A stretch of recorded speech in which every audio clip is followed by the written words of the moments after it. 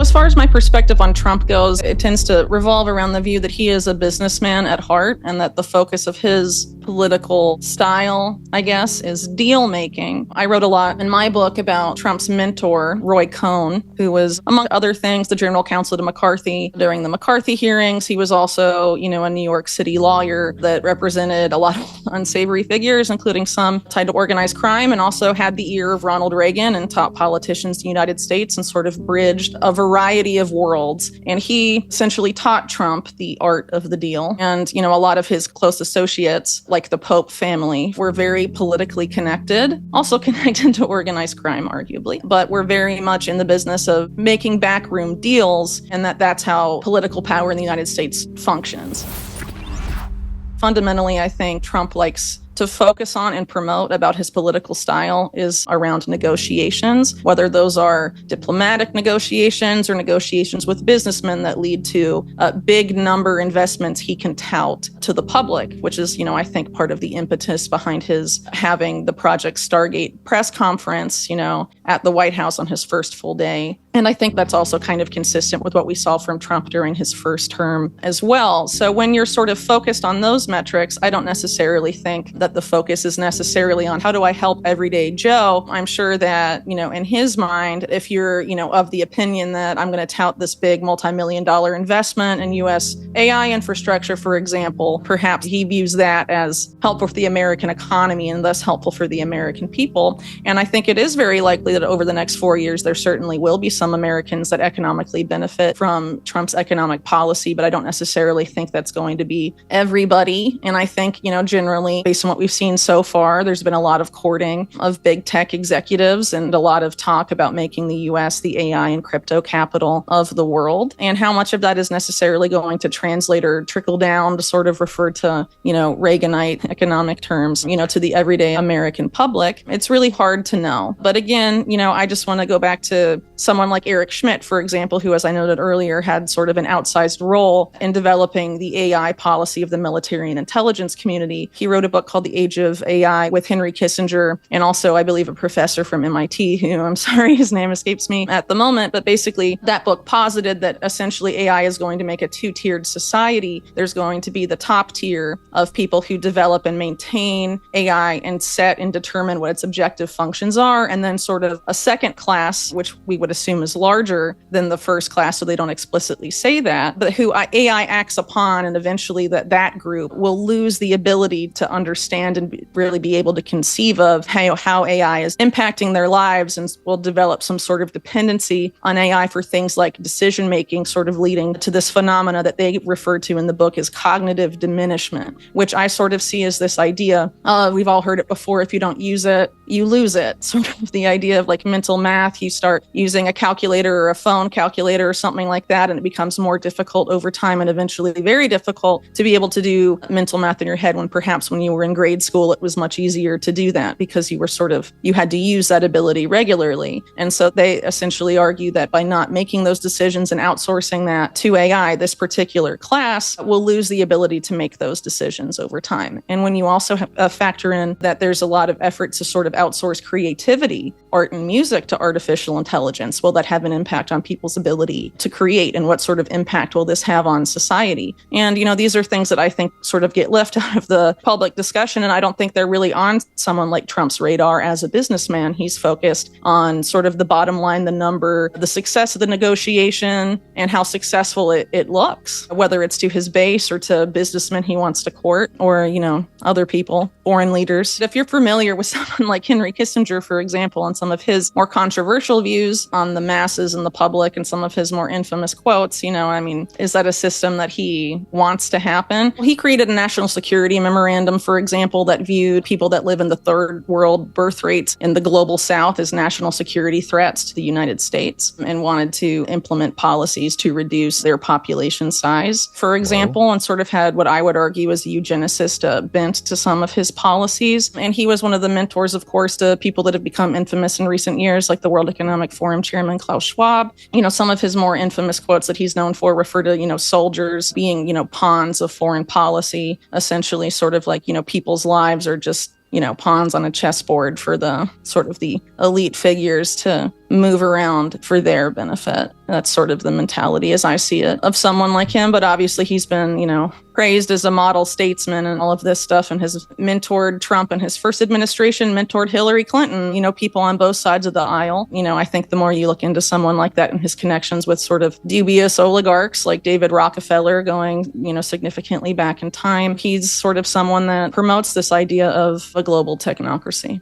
Well, I don't necessarily want to say that I'm like a Luddite and we should all go back to the Stone Age or things like this, but I think there needs to be like an actual public discussion on this, particularly on the fact that our out of control national security state in Silicon Valley have essentially been fusing over the past few decades, and what necessarily that means, because a lot of people will say stuff, well, it's AI in the private sector, but when that private sector company has multi-million dollars conflicts of interest with the national security state, I think that should be part of the discussion. And I think also there needs to be a way to sort of know whether some of these algorithms are hyped or whether what the company says their accuracy is, for example, is actually accurate before decisions are made to outsource major decision making, whether at the government level or the local level or really on any level, to an algorithm. So, as an example, during COVID-19, the governor of Rhode Island, Gina Raimondo, sort of gave a green light to this Israeli company called Diagnostic Robotics to use, the health data in the state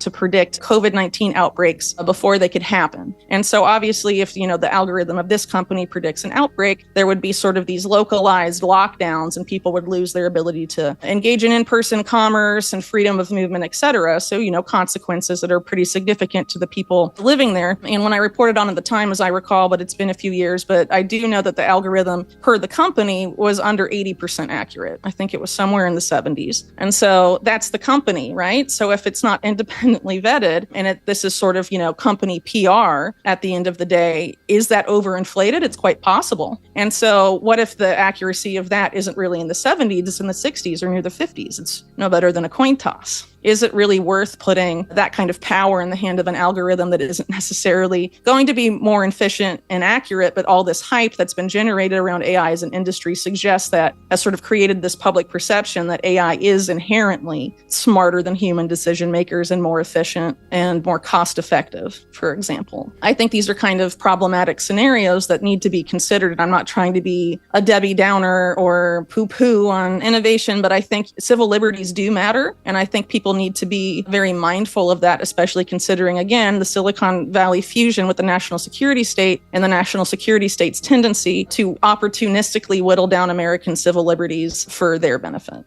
First of all, as I referred to earlier with the National Security Commission on Artificial Intelligence and some of these FOIA documents that came out of there is the promotion of the idea that essentially the U.S. needs to do what China has done and replicate this civil military fusion model in order to win the AI arms race. The argument inherent in that is that in order to beat China, we must become China even more than China is. And, a lot of the justifications around China as an adversary are related to how China is not as protective of civil liberties as the United States at least postures itself as being, for example, and a major difference in the value system between China and the United States. And so if you're willing to adopt exactly that model, civil military fusion, in my opinion, is really not that different than fascism at the end of the day. It's the corporatist model, and I don't think it's what Americans want. Yeah, there is a trade-off, and I think people should consider it, but what happens if we go so far out of a desperation to win an AI arms race with China, for example, that we completely surrender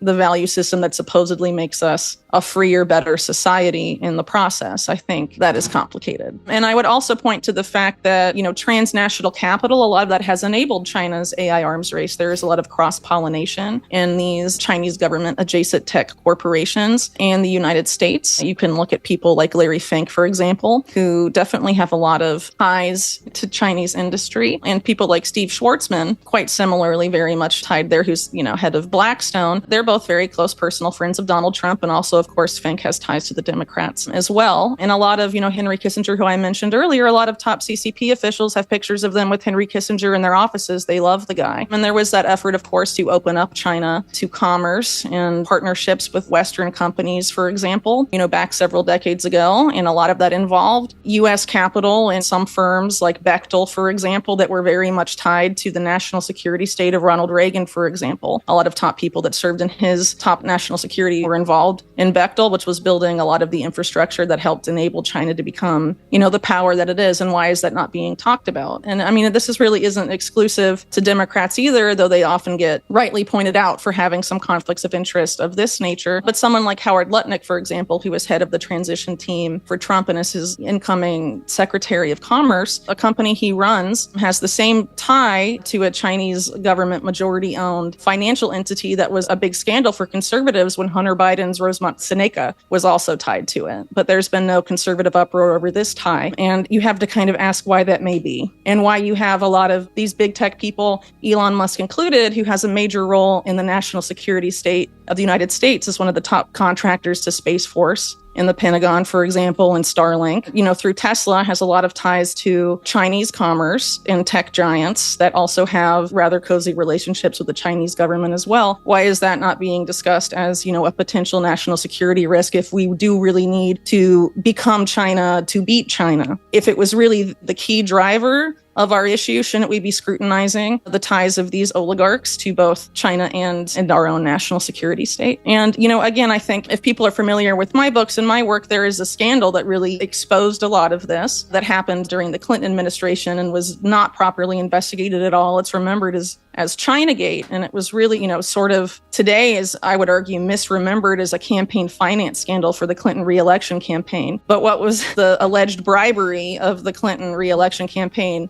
meant to accomplish? And if you look at what these figures gained by sort of, for all intents and purposes, bribing the Clinton re-election campaign, it was facilitating exports of sensitive national security technology to China. And a lot of that was done through a company called Laurel, which has since become, I think, part of Lockheed Martin. The guy that ran Laurel at the time, Bernard Schwartz, nothing ever happened to him at all, despite the fact that he helped pass very sensitive satellites and other military technology from the U.S. directly to the Chinese military. And nothing was done about it. And he was actually a major backer of Biden in 2020. Why was that not covered? Don't you think conservatives should be all over that story? And again, this sort of makes me concerned because I think there's not enough talk about transnational capital in these types of situations. And there's a very urgent need to go back and re-examine a lot of the past scandals of our national security state. Chinagate specifically, because as I note in my book, the death of Commerce Secretary Ron Brown and a lot of people at the ITA department at Commerce, those were the most people targeted as this bribery scandal of Chinagate because the Commerce Department oversees the export of sensitive technology to foreign powers. And the fact that most of the employees that knew about that scandal were all essentially blown up in the same aircraft accident, and that Ron Brown had a bullet hole in his head when his body was discovered in the plane. Okay. Why has that not been? Well, it's true. You can look at the evidence and it's absolutely there. Why can't we examine this? And shouldn't it be disturbing that the incoming head of the Commerce Department has a direct tie to the Chinese government in the context of that type of scandal of Chinagate and targeting the Commerce Department